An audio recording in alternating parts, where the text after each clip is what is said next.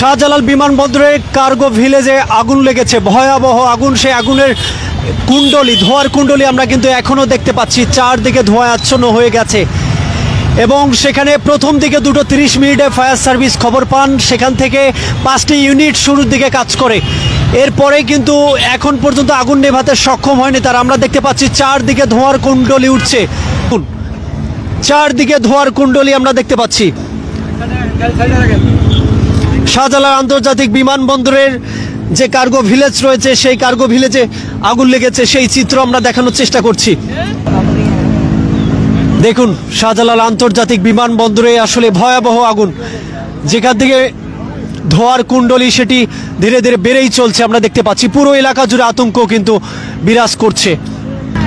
আমরা একটু আপনাদের এলাকাকে, এখানকার যে এলাকাটি রয়েছে সেটি একটু দেখাতে চাই। দেখুন এখানে প্রশাসনিক অবস্থান সেটি কিন্তু জোরদার ভূমিকা পালন করছে। চারদিকে পুলিশ, সেনাবাহিনী সহ অন্যান্য যে আইন শৃঙ্খলা বাহিনী তারা এখানে অবস্থান করছেন এবং এই বিষয়টি দেখভাল করছেন।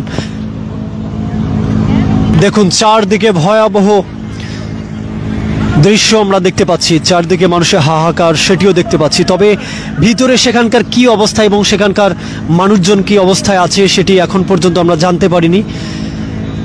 হয়তো ফায়ার সার্ভিস যখন ব্রিফিং করবেন ঠিক সেই মুহূর্তে কিন্তু আমরা জানতে পাবো যে এখানকার ভিতরের গল্পটা আসলে কি। অ্যাম্বুলেন্স সেখানে এসছে ঘটনাস্থলে আমরা দেখতে পাচ্ছি। চারদিকে সেনাবাহিনী কিন্তু অতিরিক্তভাবে মোতায়েন করা হয়েছে। আমরা একদম সড়ক পথেও কিন্তু দেখেছি যে চলাচল, সড়ক পথেও কিন্তু আমরা দেখেছি যে ঠিক এইভাবে কিন্তু অগ্নি নির্বাপন কাজে যাচ্ছে ফায়ার সার্ভিস আমরা দেখতে পাচ্ছি। হযরত শাহজালাল আন্তর্জাতিক বিমানবন্দরে যে অগ্নিকাণ্ডের ঘটনা সেটিকে কেন্দ্র করে ইতোমধ্যেই বিমান ওঠানামা বন্ধ করে দিয়েছে কর্তৃপক্ষ। আমরা দেখছি এখানকার সাধারণ মানুষ যারা রয়েছেন শুরুর দিকে ছিলেন তারা যেমনটা জানিয়েছেন যে শুরুর দিকে কিন্তু আরও ভয়াবহ ছিল, সেটি ধীরে ধীরে কমে আসছে কারণ ফায়ার সার্ভিসের যে অতিরিক্ত ইউনিট সেগুলো এখানে কাজ করছে।